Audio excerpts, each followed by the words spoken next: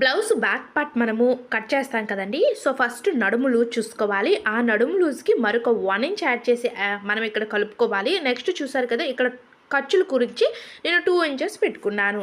Next blouse యొక్క పొడవు. So ఈ బ్లౌజ్ పొడవు కూడా టేప్ తోటి ఈ విధంగా ఆది బ్లౌజ్ తోటి చూసుకోవాలి. ఇక్కడ 14 ఇంచులు ఉంది. ఈ 14 ఇంచులను యాజ్ టీజ్గా మార్క్ చేసుకొని మరొక హాఫ్ ఇంచ్ వచ్చి మనం పెట్టుకోవాలి. అది కూడా ఖర్చుల గురించి అన్నమాట.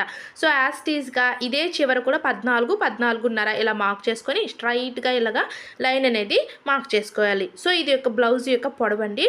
నెక్స్ట్ బ్లౌజ్ యొక్క neck, shoulder. Blouse neck, shoulder వచ్చి నేను 5.5 ఇంచులు తీసుకున్నాను. 3 ఇంచులకు నెక్, 3 ఇంచులకు షోల్డరు, 2.5 ఇంచులకు నెక్ అన్నమాట. అలాగే ఈ యొక్క షోల్డర్ దగ్గర నుంచి కూడా ఈ చంక దగ్గర 6 ఇంచులకు నేను మార్క్ చేసుకున్నాను. అలాగే ఈ చివర కూడా 6 ఇంచులకు మార్క్ చేసుకొని ఇలా స్ట్రైట్గా మనం మార్కింగ్ అనేది చేసుకోవాలి. మనకి ఈ నడుము లూజ్ని బట్టి చెస్ట్ లూజ్ కూడా తీసుకోవచ్చు. అది కూడా మన ఛానల్లో ఫుల్ వీడియో